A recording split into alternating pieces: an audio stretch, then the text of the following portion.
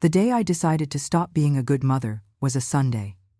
The very same Sunday I threw the tablecloth on the floor, broke 3 plates, and poured myself the most expensive wine in the house to toast alone. I toasted to me. And to them too, to the ungrateful, the absent ones, the ones who one day forgot who taught them to walk. To the health of my heirs, I said out loud, with a laugh so dry even the dog got scared. Who won't inherit a single inch without my signature? That's where it all began. Not widowhood, not loneliness, not old age. No. My story began with that toast, with that belly-deep cackle. Because one thing is to be alone, and quite another is realizing the very ones you gave your life for are the ones who left you alone. The clock read 2:30.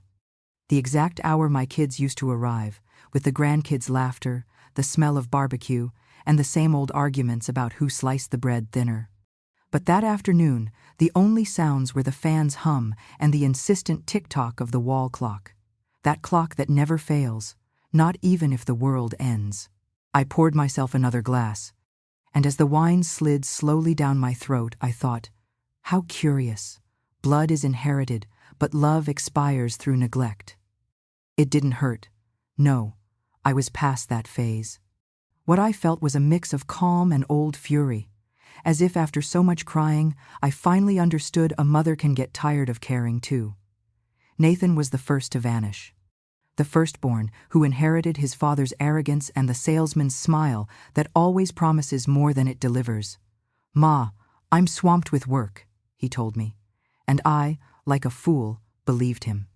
Then came Claire, my middle daughter.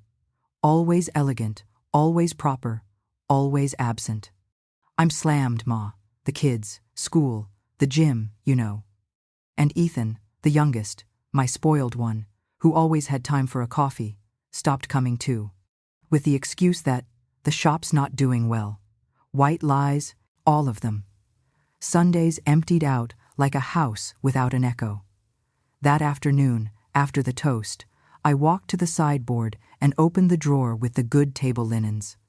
Beneath the placemats, wrapped in an old supermarket bag, lay my secret, a brown envelope, frayed at the corners.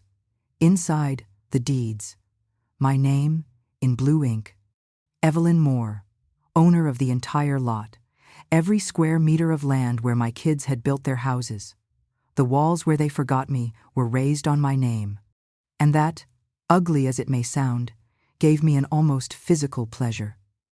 I sat down, stroked the papers, and for the first time in years, I felt alive. Not powerful alive, with something they didn't have: time, memory, and an ace up my sleeve. Because if I learned anything in life, it's that there's no sweeter revenge than patience. Right then, I decided I wouldn't say a word. I'd let them think everything was the same, that Mom was old, alone, a bit out of it. And when they least expected it, when they were relaxed, comfortable, believing they owned it all, then they'd find out who the owner really was. Before I go on telling you how my little revolution began, I'm curious. Where in the world are you listening from, and what time is it? I'd truly love to read you in the comments. Sometimes, when I speak like this into the silence, I like to imagine there's someone on the other side sharing this wine with me, even from afar. Anyway, that Sunday ended with no calls, no messages, no kids. I turned off the lights, put the envelope away, and went to bed with a smile.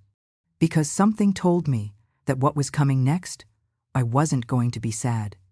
It was going to be fun, or at least fair. And that night, for the first time in a long time, I slept in peace, with the sound of the wind rattling the shutters and the delicious weight of a secret that could blow everything up. The next morning, I woke up with a strange sensation, a mix of lightness and moral hangover. The house smelled of sour wine and Monday silence. Outside, the dogs barked as if nothing had happened, and inside, I replayed in my head every word I hadn't said the day before. I didn't feel sad, not even angry, but a rare, dangerous calm, like when water looks still right before the dam breaks. I made coffee, that strong coffee that seems to scrub thoughts clean, and sat by the window to look out at the property. From there I could see the roofs of my kids' houses, so close that if I shouted they could hear me, yet so far that nothing from me reached them anymore. I thought about calling them, sending any message, something simple, "How are you?" But I didn't. Instead, I grabbed the notebook where I jot things down, opened to a fresh page and wrote, "Today I start forgetting." Just like that, in a firm hand, no crossouts. Not because my head was failing, but because I decided memory can be used as a weapon. If they treat me like a scatterbrained old woman, I'll be one. But on my terms.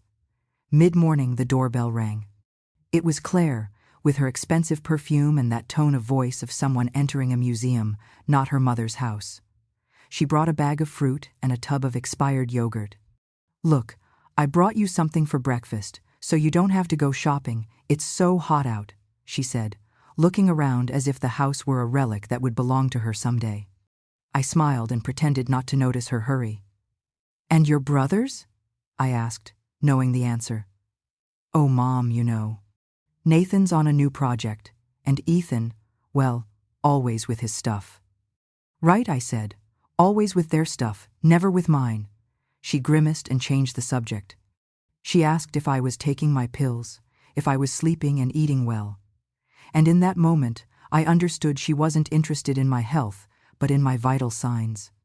Just enough to confirm I was alive, but weak enough not to be an obstacle. When she left, she set the bag on the table and stuck a little note on the fridge with a list of things to do. Between pay the electric bill and buy bread, there was a line that made me laugh. "Call the doctor for memory check." I called. I booked an appointment with Dr. Bennett, my longtime physician. When she took me in, I greeted her with my best smile. "Doctor, it seems I'm starting to forget some things I said, innocently." "Since when have you noticed that, Evelyn?" "Since my children remembered they have a mother right when it suits them," I replied, with a sweetness so sugary it almost sounded sincere. She asked me the usual questions. My age, the day of the week, the president's name. I played my part with gusto. I stammered, hesitated, stared at the ceiling as if searching for words. I was having fun. It was like being in a play written just for me. When she finished, she looked at me with that expression doctors use when they think they've spotted a symptom. "It could be mild cognitive impairment," she said, jotting something down. "Or mildly impaired patience," I answered. She didn't get the joke. When I left the office, the sun hit me full in the face. On the corner, a boy was selling flowers, and I bought a bouquet. Not for my children, not for the altar, not for anyone. For me. I deserved it. I walked slowly, savoring each step, feeling the air lighter since I'd decided to act. On my way, I ran into Grace, the young neighbor, the teacher. Always energetic, always with a smile that doesn't feel fake. She asked if I needed help with my phone because apparently my voice notes sounded bad. I accepted. We sat in the yard a while. She showed me how to record voice notes and save them. "In case one day someone tells you something you want to remember," she said. She had no idea how useful that advice would be. That night, while I listened to the crickets and the wood creaking, I opened the recorder and practiced. "Test 1, I said. My voice, it sounded steadier than I expected. "Test 2, I repeated. And then, without thinking too much, I recorded the first line of my revenge. My children think I'm forgetting, but the only things I'll forget are their lies. I slipped the phone under my pillow and turned off the light. For the first time in a long time, I slept easy. Not out of resignation, but because I had a plan.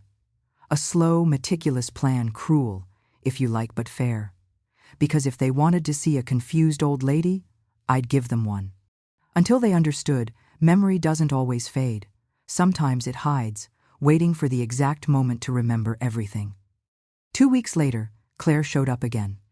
This time, she didn't bring fruit or yogurt, but Nathan. They arrived together, wearing that same, "we're worried about you" smile.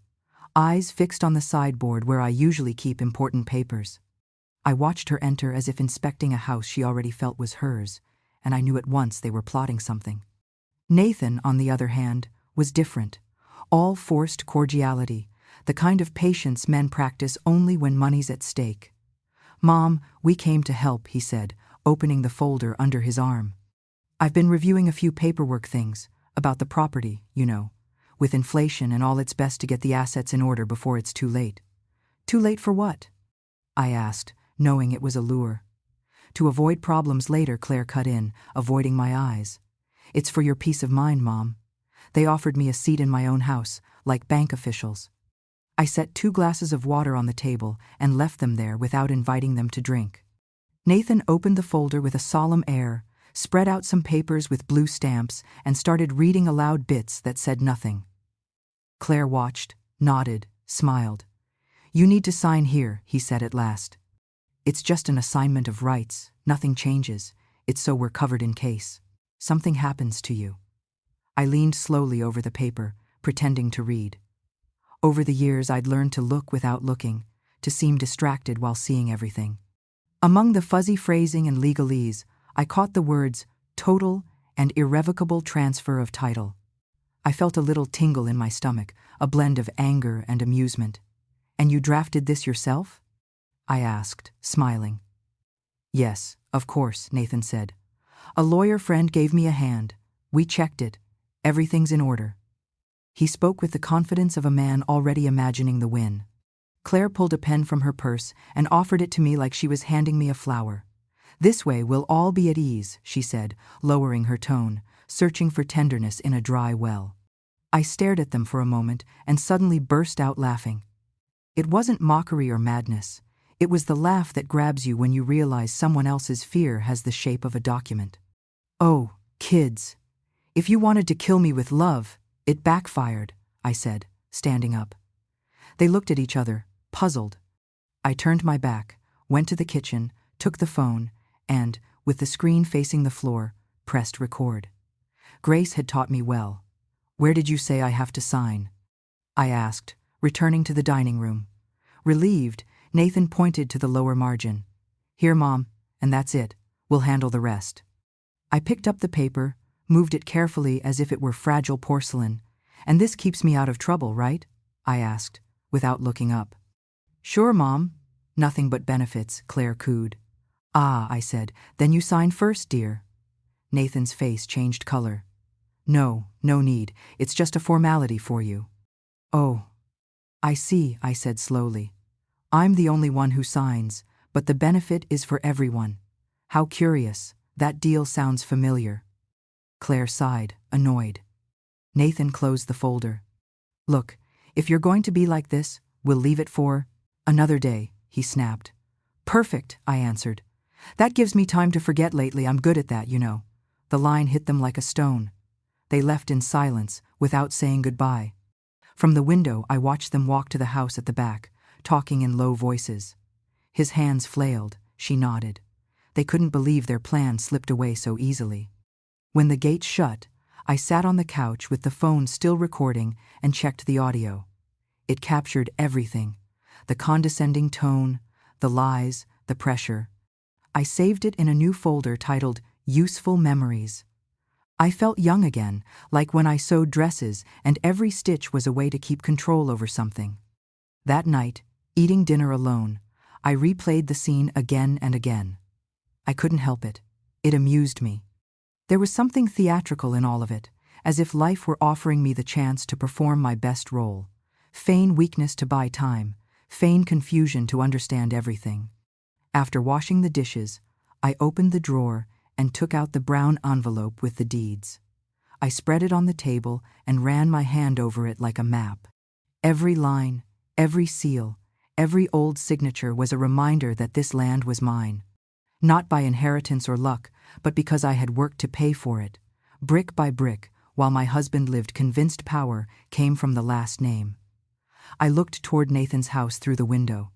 The living room light was still on, and, through the glass, I saw their silhouettes gesturing, arguing. It was like watching 2 intruders on my own property. It made me laugh to think they believed they had me cornered when they didn't even know the lot they planned to bury me with legally was still under my name. Before bed, I checked that the phone was charged and left it by the bed. I had the audio, I had the deeds, and above all, I had time. I fell asleep thinking that, if all went well, I'd soon need an ally more knowledgeable than me, someone who understood law and betrayal. And just before I drifted off, I decided, the next day I would go find Diane Fletcher. The only person who taught me, many years ago, that secrets aren't kept in drawers, they're kept in signatures. The next morning, the sun slanted in through the curtain and the smell of damp mixed with the coffee I'd just made. I hadn't slept much, but I didn't need to. I'd slept just enough to wake with a single idea lodged in my head: Diane Fletcher. I hadn't seen her in years, since she retired from the law firm where she'd worked most of her life, but she was one of those women who leave a mark. Not only for her intelligence, but for that blend of weary elegance and lucid distrust only women who've survived too many men manage to perfect. If anyone could tell me what to do with the property papers and, while at it, teach me how to play the game, it was her. I grabbed my bag, tucked in the brown envelope, the original with the deeds, and left without telling anyone.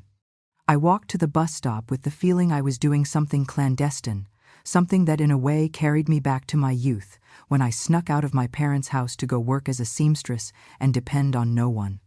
The morning air cleared my head. On the bus, as the engine roared and the city woke up, I replayed the previous day's details. I pictured my children's faces when I refused to sign: Nathan's anxious gleam, Claire's trembling voice, Ethan's dull gaze that seemed not to fully grasp what was happening. And I smiled. I realized I didn't feel guilt or fear. I felt something new, something like satisfaction.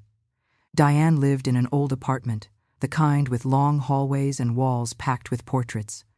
She opened the door with the same curious look as always, and before I'd said a word, she had me sitting with a coffee. "Evie, please, what brings you here?" she asked, sliding me a cup. "Papers," I said, pulling out the envelope. "But not the kind you sign for love." She laughed, a dry, brief laugh that smelled of old cigarettes. She asked me to show them, adjusted her glasses, and started reading. It took her less than 2 minutes to look up and say, "This is still in your name, you know. Absolutely everything. The whole lot, the main house, the secondary structures, all of it. Your husband left you well placed." "Yes," I said, "but it seems my children don't know that." Diane set the papers down and crossed her arms. "And if they do, they're playing dumb. Nothing scares an heir more than a mother who understands what she signs." We sat in silence. She sipped her coffee.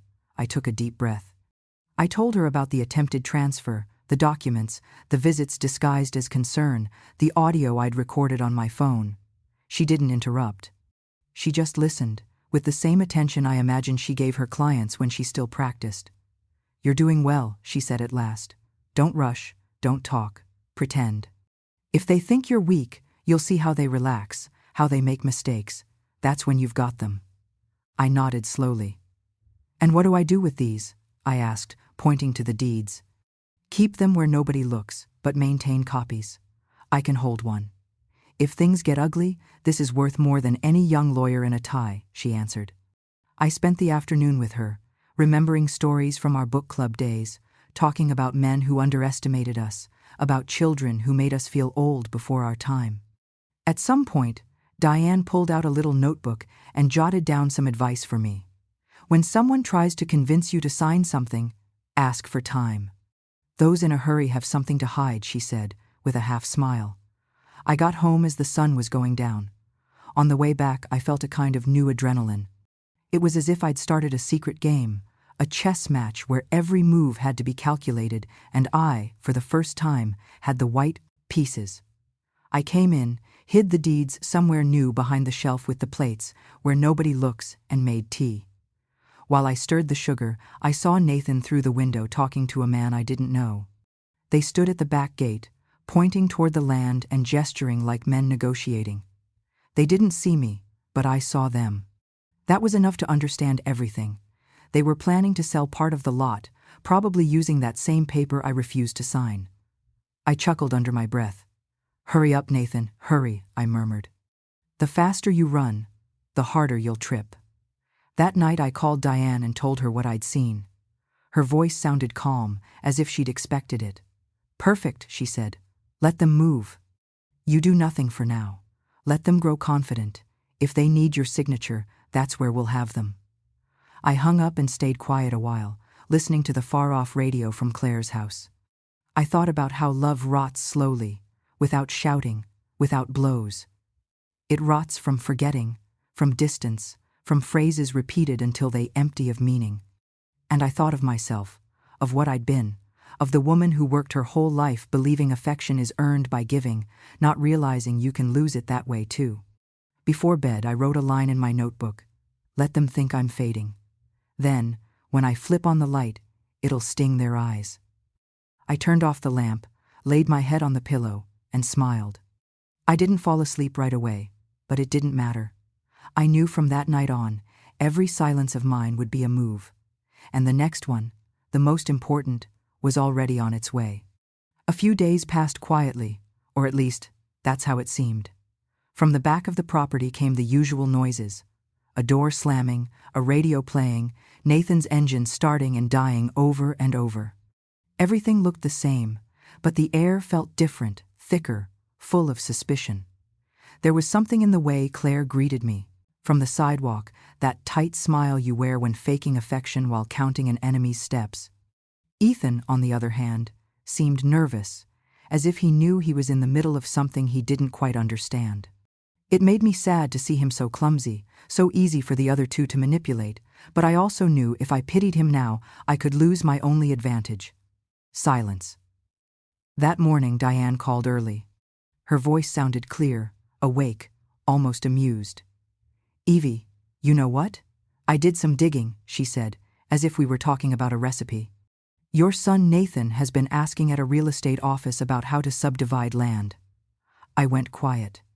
I wasn't surprised, but hearing it confirmed warmed my chest in a way I couldn't tell was rage or satisfaction. Perfect, I answered.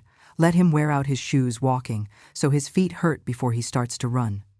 Diane laughed, and that laugh reminded me how much I needed an ally.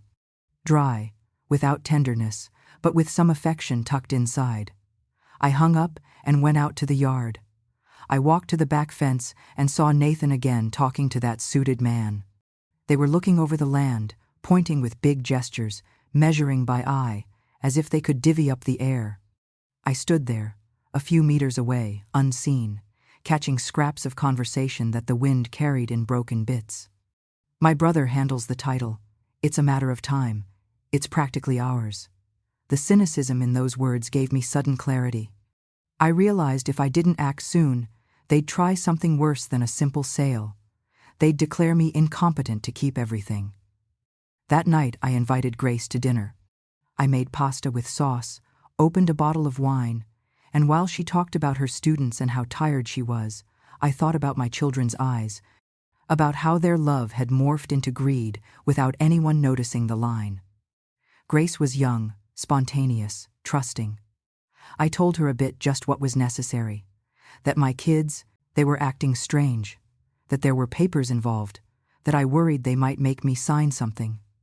Without thinking, she pulled out her phone and said, "Want me to show you something?" She showed me how to record calls, how to save voice notes in folders, how to email copies so they wouldn't get lost. I stared, half scared, half amazed. "Feels like I'm back at school," I said, laughing. "It's never too late, Evelyn," she said, "especially if you have to defend what's yours." When she left, I stayed in the quiet. On the table were the plates with food remnants and the empty bottle. I didn't wash them. I sat looking at the kitchen's shadows and thought of Diane, of Grace, of those two women who, without seeking it, had become my witnesses. I realized I no longer felt alone. It still hurt, yes, but it wasn't the old sad solitude. It was an active solitude, the kind that readies the ground before the storm. The next day, just as I suspected, Claire arrived early. Her face was made up, hair immaculate, and a sky-blue folder in hand. She walked in without waiting to be invited. "Mom, don't be alarmed, but we talked to Dr. Collins," she said, as soon as she crossed the threshold. "He's a doctor who does cognitive evaluations, you know, to see how you're doing. He's trustworthy." I looked at her, slowly. "And what makes you think I'm not well?" I asked. It's not that she rushed. It's routine. At your age, it's advisable. Nathan appeared behind her with his fake smile. Mom, it's nothing. Just a few little questions, that's all. And if I don't want to? I asked, without raising my voice. Don't get upset. It's for your own good, he said, patting my shoulder. That phrase, for your own good, hit my stomach like a stone. I'd heard it so many times, when my husband told me not to work anymore, that he'd take care of everything, when Claire chose my new furniture for me, when Nathan asked for my savings to invest. Always for my own good. I smiled without showing teeth. Fine, if it's for my own good, I'll do it, I replied. But make it tomorrow. Today I don't feel like remembering anything. They glanced at each other, confused, and agreed. They left pleased, thinking they had me under control. When the gate shut, I went to the phone and called Diane. I told her everything, every word, every gesture. Perfect, she said. Take the evaluation, but do it your way. Let them write whatever they want. And when they ask you to sign, ask for a copy. Keep it. Everything they write will be useful later. And if they declare me crazy? I asked, half joking. Better, she replied. Crazy women always have more leeway to do what we want. I hung up and stood a long time with the phone in my hand. I thought how absurd it was. 3 educated children, with careers, with families, conspiring against their own mother as if she were a burden. And me, an old woman who barely knows how to use her phone, plotting a silent defense with a watchmaker's precision. That night, before sleeping, I wrote a line in my notebook. Tomorrow, I start losing my mind, but only for a while. And for the first time, I wasn't afraid of what was coming. Because I understood, feigning weakness wasn't surrender. It was attacking from another angle. The next morning they showed up earlier than I expected, with the triumphant air of people who think they're doing the right thing. Nathan drove, Claire sat beside him with a new folder, and Ethan in back, staring out the window with that mute guilt that's been with him since he was a boy. Of course they didn't tell me. They came straight in, quick greetings, and immediately told me everything was set with Dr. Collins, that he'd see us at 10. I feigned surprise, widened my eyes, let out a silly little giggle, and said I needed to change, that I couldn't go looking like a crazy woman. Claire helped me find a blouse, with that feigned delicacy she uses when she wants to control everything. And as she buttoned me up, she looked at me in the mirror and said, "Don't get nervous.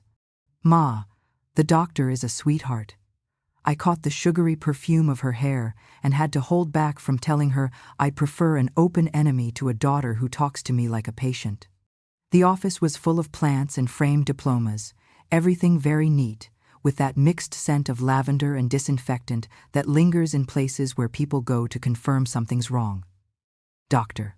Collins was a thin man with small hands and a professional smile, the kind that says nothing but makes you feel watched.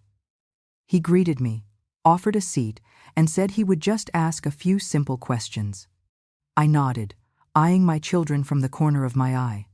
They'd stayed behind me in a row, like 3 judges awaiting a verdict. "Do you know what day it is today, Mrs. Evelyn?" the doctor asked, kindly. "The day I lose my patience," I said, smiling, then added, softer. "Tuesday, right?" He wrote something without looking up. He asked me to repeat 3 words. Bread, key, Sunday I did. Then he asked me to recall them later. He asked the names of my grandkids, the month, the year, if I knew who the president was. I answered some, let others float, as if I didn't remember. I noticed Claire's satisfied glance, Nathan's tense jaw, and Ethan's discomfort, his leg bouncing non-stop. When the doctor looked away for a moment, I pretended to rummage in my purse and turned on the phone recorder. I set it on my lap, capturing everything. He asked if I'd ever gotten lost in the street. I smiled. Yes, many times, especially when my children stopped coming to pick me up, I said. He looked up, uncomfortable, and Nathan forced a cough. "Mom, please, don't joke," he barked. "No, it's not a joke," I said. "It's memory. That I don't forget." The exam lasted an eternity. Every question was an excuse to underline my age, every answer a chance to measure how much of me remained sane. When it ended, the doctor smiled again and said he'd prepare a preliminary report, that there seemed to be some mild deterioration, nothing alarming, but that regular monitoring would be wise. Claire nearly clapped with joy, as if she'd gotten a good grade. Nathan thanked the doctor with a hand clasp that went on too long, and Ethan finally looked at me, at last, with those eyes of his that always seemed to be apologizing. No one spoke on the drive back. Only the sound of the engine and the wind skimming the windows. I watched Nathan's face in the side mirror, the way he pressed his lips while driving, focused on his little victory. Claire scrolled through her phone, surely already planning the next move. Ethan had his arms crossed and gaze lost. I thought about what Diane would say when I told her, and almost laughed. When we arrived, they helped me out. Nathan gave me a quick, automatic peck on the forehead. Claire adjusted my bag, said they'd stop by later to drop off some things, and the three of them left.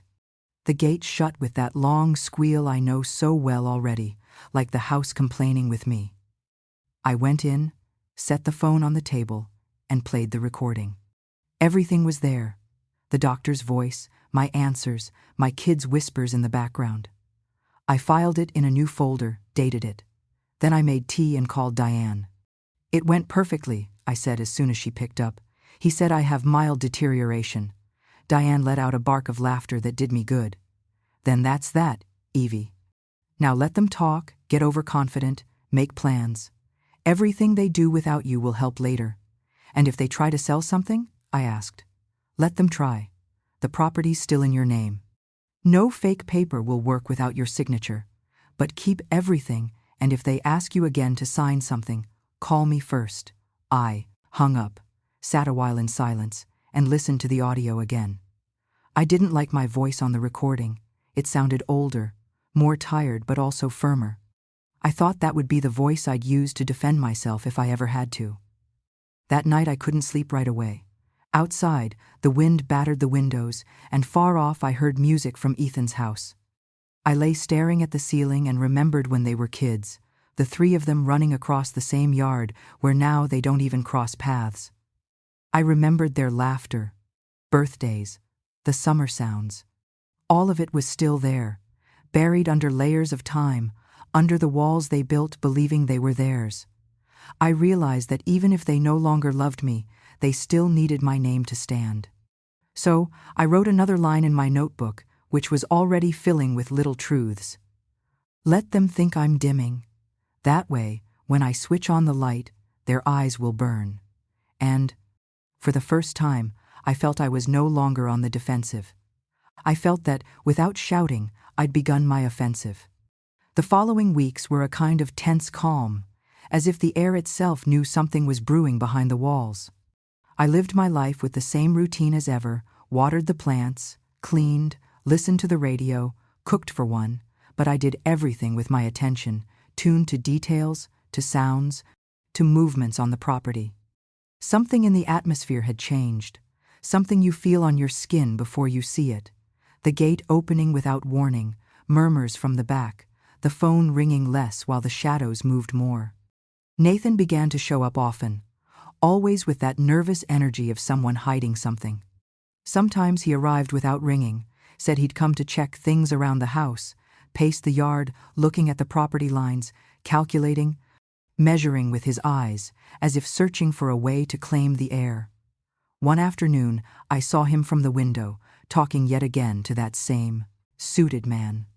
They moved like men, closing a deal, short gestures, conspiratorial looks, silences heavier than words. Claire showed up soon after, papers in hand, and joined them. I couldn't make out what they said, but just seeing Nathan's grin and the way she nodded was enough to understand they'd moved from plans to actions. I knew, with that instinctive certainty we women get when something shifts behind us, they were preparing to sell the land. That night, I called Diane. I told her what I'd seen, every detail: the man's suit, the open gate, the papers in Claire's hand. Diane listened in silence, and when I finished, she spoke calmly. "Let them move, Evelyn. Let them waste time, draft papers. The more they think they control you, the easier it'll be to prove you were manipulated." Her voice sounded almost amused, as if we were plotting a little piece of theatrical justice. A few more days passed, and Claire came alone. She entered with her usual smile and kissed my cheek, the sort of kiss given without soul, barely a brush. She brought a cake and set it on the table. "I baked this for you, Mom," she said, but the cake was still warm and smelled like a bakery. We sat for a while, and, while I faked interest, she began to probe the ground with that syrupy voice she uses when she wants to convince me of something. "You know, Mom, I was thinking you could come stay with me for a while. It would do you good. You're too alone here." "And the plants?" I asked, smiling. "They'd die of sadness. We'll water them, it's fine. Just until we sort out the property paperwork. You know how Dr. Collins wants to make sure you don't have complications." Her tone was so casual, so rehearsed, it almost made me laugh. "Sort out the paperwork?" I repeated, feigning innocence. "Yes, Mom. Nathan's talking to a lawyer about making everything tidier." "Ah, of course," I said. "Tidy for whom, dear?" "For everyone, Mom. So if something ever happens to you, no one fights." That's when I knew everything was underway. They had used the medical evaluation as backup. They surely had a report saying my memory wasn't reliable and planned to leverage that to push through the sale. Claire kept talking, but I wasn't listening anymore. I watched her move her hands, fix her hair, smile. I thought about the girl she used to be, how she asked me to tie her shoes because she didn't want to get her hands dirty. And now there she was, nails painted a dark red, moving with the certainty of someone who thinks she's in control. When she left, I walked to the sideboard and took out the brown envelope. I opened it, ran my fingers over the rough paper, and read my name again, still stamped in firm blue ink. Evelyn Moore, owner. There was no notary, no lawyer, no child who could change that without me. And then I decided it was time to make my own move. That very afternoon, I went to the post office and mailed a copy of the deeds to Diane's office, along with a signed letter from me stating my will to retain the property in its entirety. A small gesture, but enough to leave a legal trace. As I stepped out, the fresh air on my face felt like a new kind of pride, a sense that I was finally moving the right pieces. The next day, I saw a man arrive on the property, a stranger with a hard hat and rolled up plans under his arm. Claire and Nathan met him at the entrance and walked him to the back, where they stayed for over an hour. When they left, I walked over and found a stretch of plastic tape staked into the ground, marking an imaginary boundary. I ripped it up without thinking and tossed it in the trash. That night, I had trouble sleeping, not out of fear, but from impatience. I wondered how far they'd go, how much they'd do for a few hectares of land they never worked. At dawn, the phone rang. It was Ethan. His voice trembled. "Ma, can we talk?" he said. "They're saying weird things, that you want to sell everything on your own, that you're getting confused." I stayed quiet for a few seconds. "And what do you think, son?" I asked. "I don't know," he stammered. "I just want to understand." "Then come over, we'll have coffee, and I'll show you something that'll help you understand," I said. He came that afternoon. I showed him the deeds, my name, the date, the signatures. I watched him read in silence, move his lips, swallow hard. When he looked up, shame filled his eyes. "They don't know any of this, do they?" he asked. "They know what suits them," I answered. "Just enough." I said no more. I asked him not to mention anything and to leave calmly. Before he left, he hugged me tightly, like he did as a little boy. I felt his body shake, and I understood that he, though weak, wasn't like the others. There was some honesty still alive in him, even if shame was choking it. When he left, I closed the door softly. I walked to the big window, looked out at the land bathed in the last light of day, and felt something approaching. Something big, inevitable, like a wave you can't stop. I poured a glass of wine, took a deep breath, and murmured to myself, "Let them get ready, because when they come for the house, they'll discover the owner is still awake." The following Friday dawned with the kind of light that announces something important, a dry brightness, as if the sun knew the day would end with a change that couldn't be undone. I woke before 7 with a clear premonition that made me put the coffee pot on without thinking. Sometimes the body knows before the mind, and that day, without anyone telling me anything, I already knew my children were going to make their final move. The air had that heavy silence of moments before an announcement. At 9 sharp, I heard Nathan's engine and the gates groan. He wasn't alone. Claire got out of the passenger seat with sunglasses on and a folder in hand, and behind them, Ethan, head down, hands in pockets. I didn't take long to spot the fourth man, a stranger in a suit with a black folder under his arm. I knew instantly. The notary. They came into the house with fake courtesy, like people greeting the owner of a place that's about to stop being hers. Nathan kissed my cheek and said, lightly, that we were going to resolve a small matter. Claire gave me a tight-toothed smile, and Ethan mumbled a greeting. The notary, very proper, introduced himself and explained he just needed my signature to regularize a shared property procedure. I listened in silence, watching every word, every gesture, every detail of a scene that felt written by someone who underestimated the protagonist. They offered me the head of the table, as if granting me a privilege. Claire hurried to place my glasses, to explain it wasn't complicated, that everything was discussed, that we just had to formalize something that was already a fact. The notary spread the papers, arranged them carefully, and I, without a word, pulled my phone from my pocket and set it on the table. No one noticed it was recording. Mrs. Evelyn, the man said, your son explained that this document establishes a partial transfer of the family property for subdivision and sale of a minimal fraction. Nothing changes regarding your home. It's just administrative. Ah, I see, I answered softly. And that minimal fraction, where exactly is it? The back, Mom, Nathan cut in. That part you don't use, where the grass doesn't even grow anymore. Ah, the back, I repeated, where I used to sit with your father to look at the stars. What a memory I have, even that I still remember. The notary smiled uncomfortably. Claire glanced at him, nervous. Mom, this isn't the time to get nostalgic. Sign, so we can finish. You're right, dear, I replied, though I'm not sure it's time to sign. I took an envelope from my bag and set it on the table.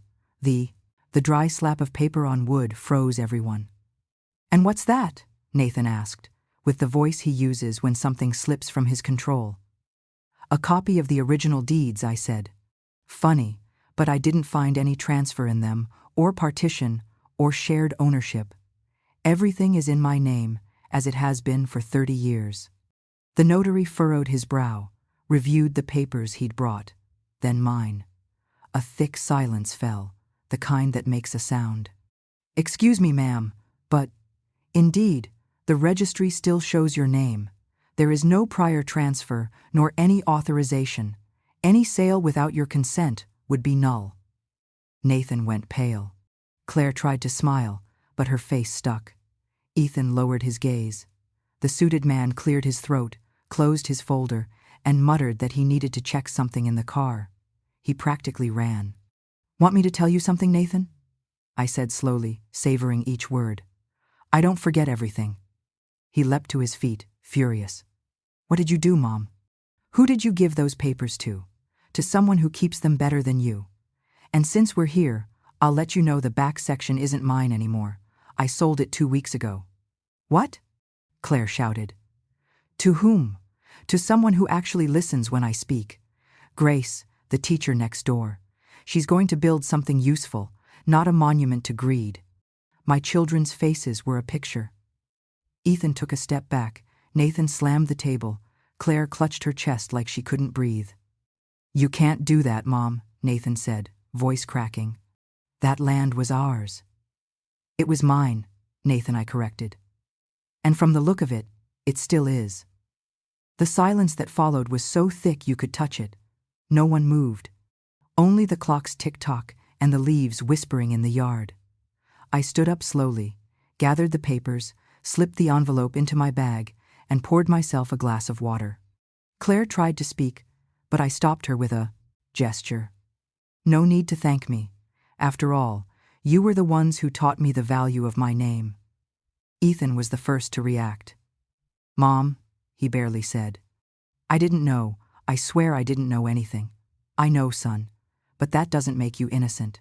It makes you careless, which is another form of complicity." Nathan stormed out, slamming the door. Claire followed, saying nothing. Ethan lingered a few seconds more, motionless, until he finally murmured a, "Sorry, I barely heard." When he left, the gates closing sounded almost like relief. That night I called Diane. I told her everything, every detail, the look on each face, the notary's surprise, the tremor in Claire's voice. Diane laughed, a short laugh of victory. "I knew it would happen. Now we have them where we wanted, Evie. Keep everything from today. You'll need it when they come to argue." And they will. After hanging up, I poured a glass of wine and went out to the garden. I looked toward the back, to that piece of land that no longer belonged to me, and felt a strange mix of sadness and relief.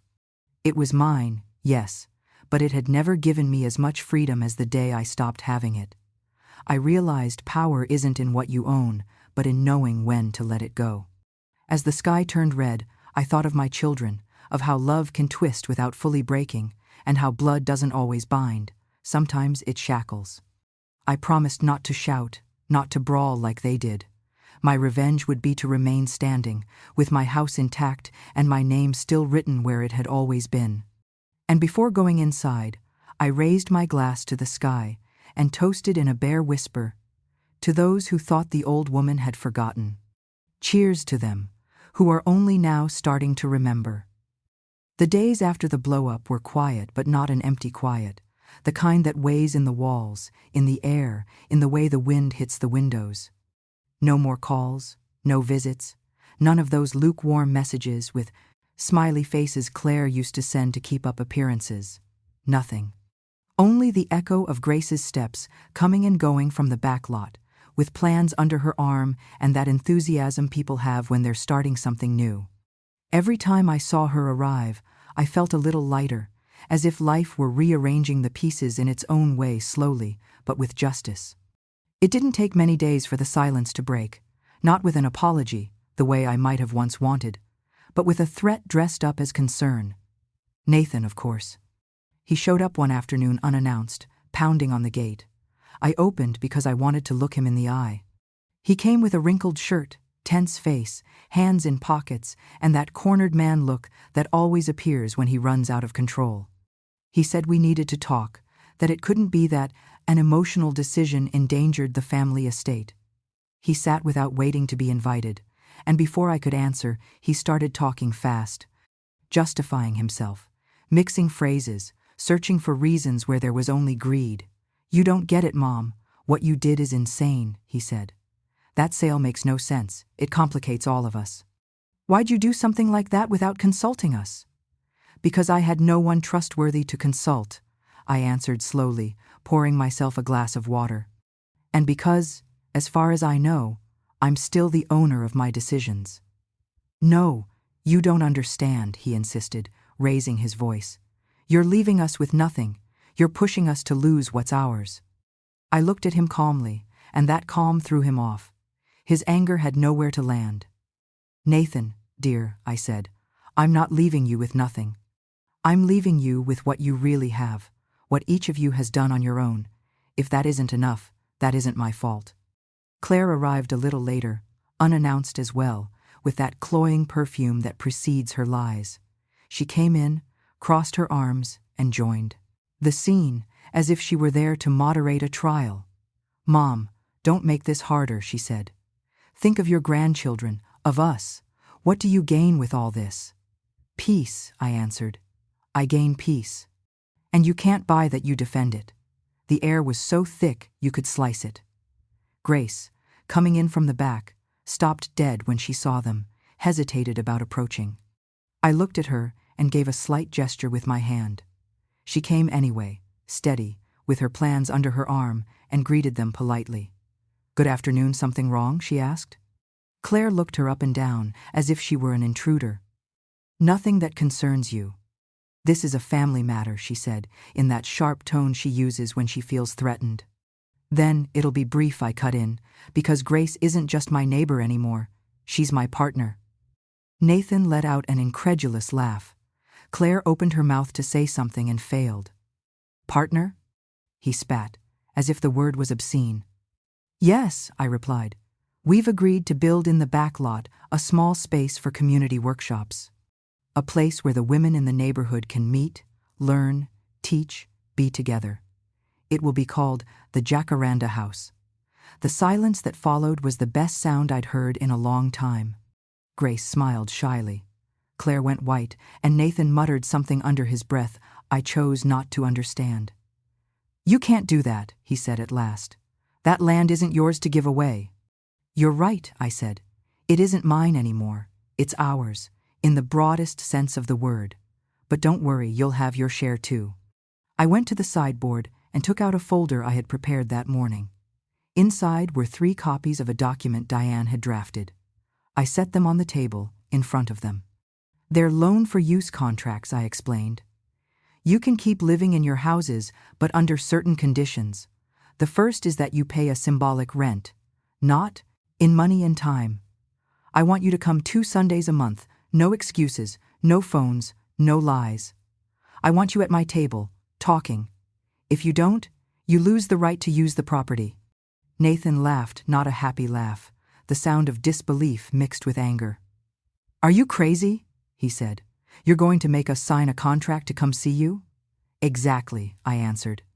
At least that way I make sure you visit me. Claire tried to speak, but her voice broke. This is cruel, Mom, she whispered. Cruel was seeing me on a Christmas video call while you had dinner in another house, I said. Cruel was wanting to have me committed before asking whether I needed company. What I'm doing isn't cruelty, daughter. It's memory. Ethan walked in just then, unaware of what was happening. He looked at the papers, listened to the argument, and for the first time, he chose a side. I'll sign, he said. I don't care what you think. If this helps us see each other again, I'll do it. Nathan looked at him with contempt. Claire called him an idiot, but he stepped forward anyway, took a pen, and put down his signature. I'm sorry, Mom, he said quietly, for everything. Don't apologize, I told him. Start by coming on Sunday. The other 2 left without signing. They slammed doors, shouted, insulted each other on the way out. When the noise died, Grace hugged me without a word. We stood that way for a while, breathing steadily. Then she helped me file the documents and told me they'd start clearing the back lot in a few days for construction. That night, I sat by the window with a glass of wine and looked at the sky. The lights in my children's houses were still on, but for the first time, I didn't feel anger or sadness. I felt a different calm, the kind that arrives when you stop begging for affection and begin demanding respect. I thought about Sunday, about the empty table that would soon have voices again, even if by obligation. And I smiled, because I understood that sometimes love needs rules to remember its shape. Before sleeping, I wrote one last line of the day in my notebook. Let them come even if they don't want to. Let them look me in the eye even if it's hard. Forced affection, with time, is learned too. I turned off the lamp and fell asleep, knowing that, for the first time in a long time, the house didn't belong only to me. What belonged to me was the silence, the memory, and above all, the power to decide who enters and who doesn't. The days crawled by after that afternoon, as if time itself paused to see what we'd do with what remained. Grace began the work at the back. The sound of hammers and the voices of the workers blended with birdsong and the neighborhood's constant murmur. I liked listening not because the noise was pleasant, but because for the first time in years, that piece of land produced something that wasn't discord, but movement.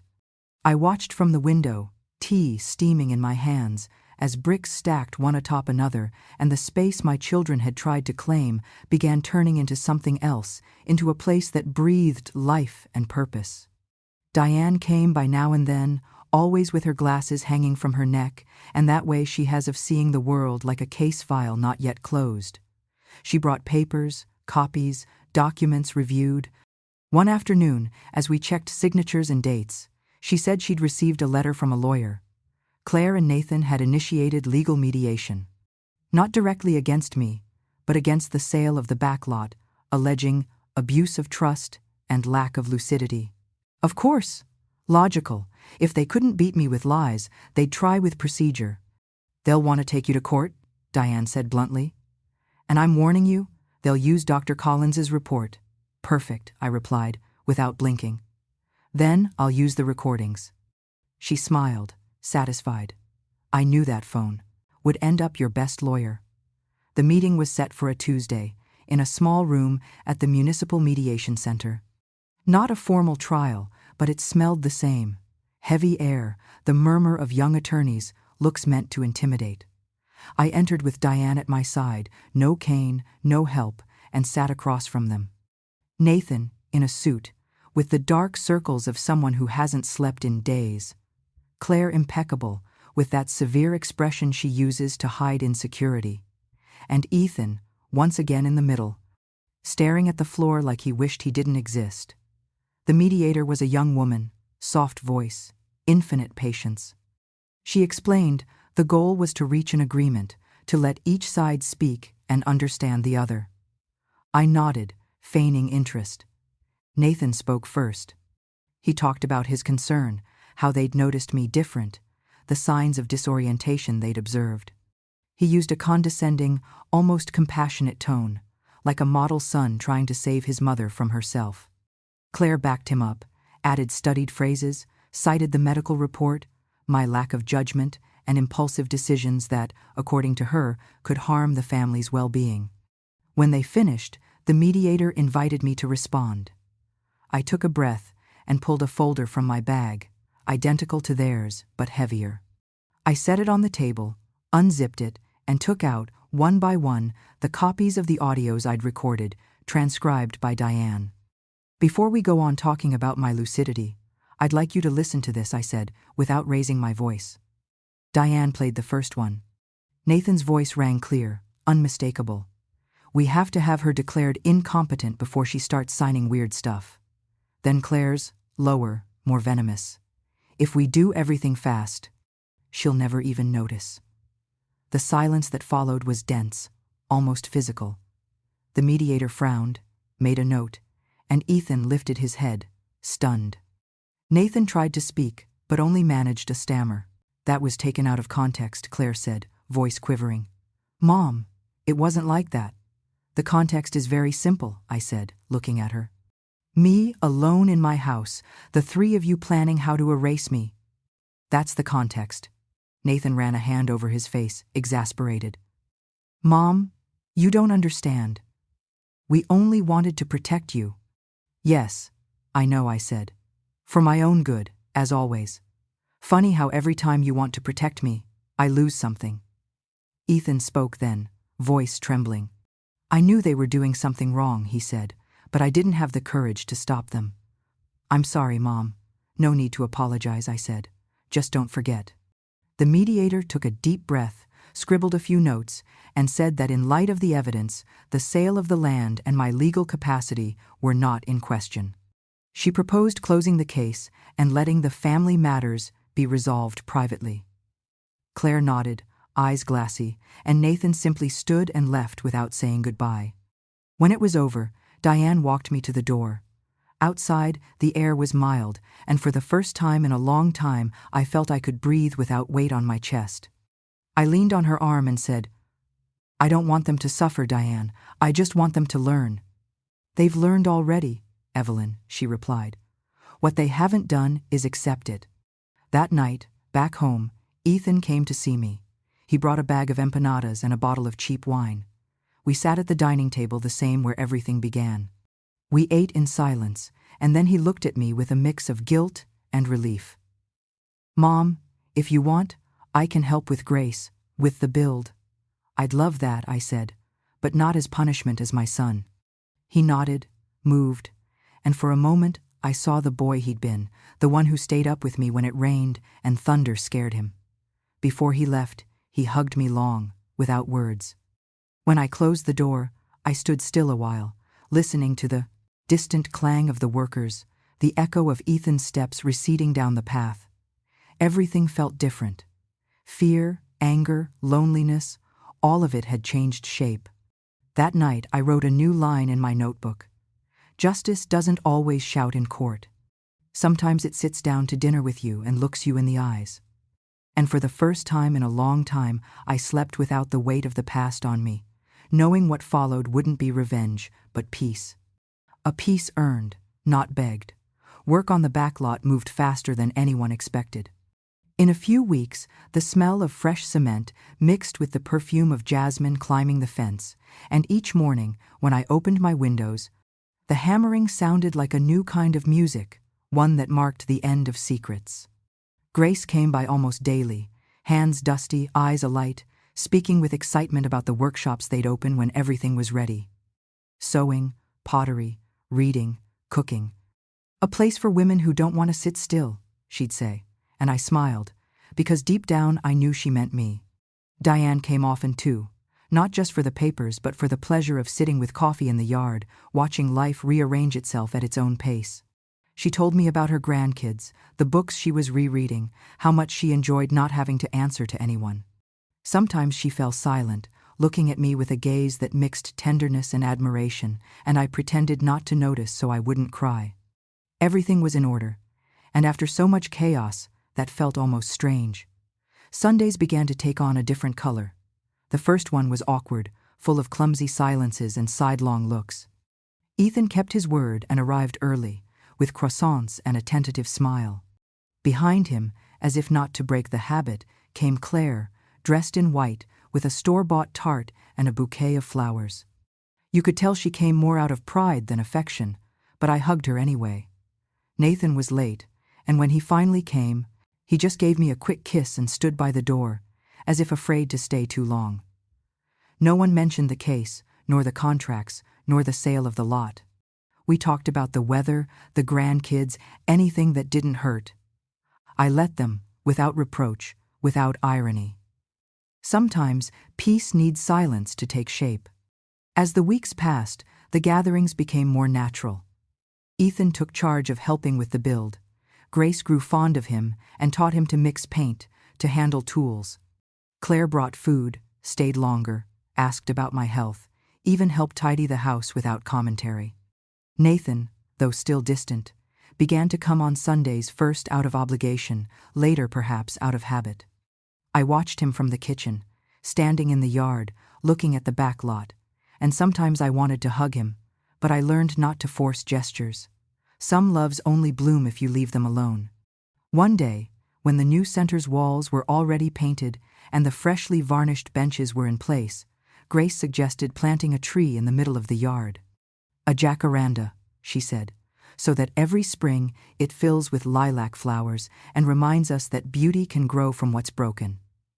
It sounded perfect. That Sunday I gathered everyone. My children came, my grandkids, Diane, Grace, even a few curious neighbors.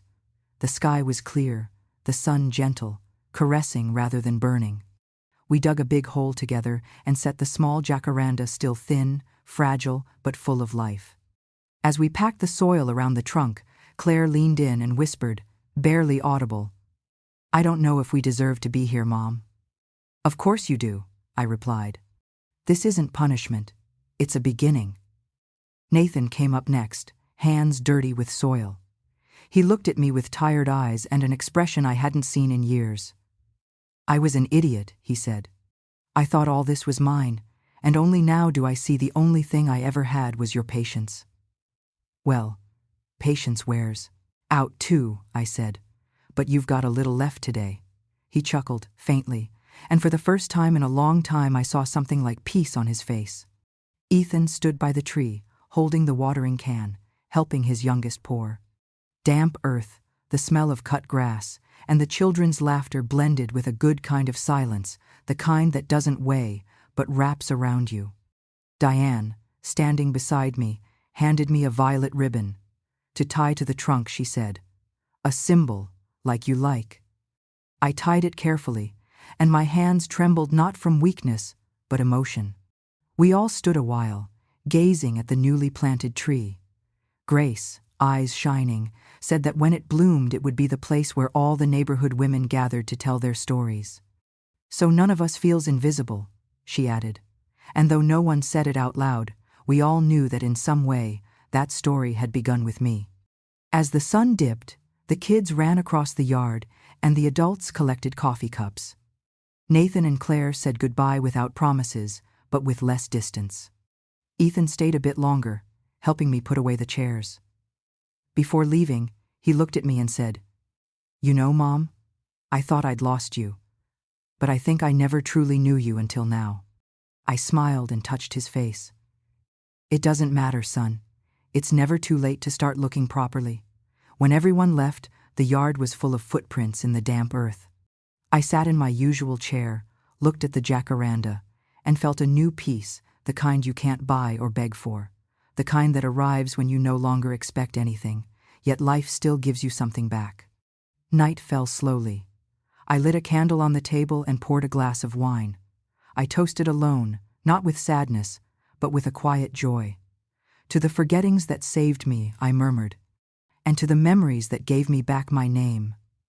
I looked at the dark sky, and among the little tree's branches I thought I saw a spark, maybe a firefly, maybe just a reflection, but it felt like enough, because after so long, finally everything that was mine from the land to my story was back in order.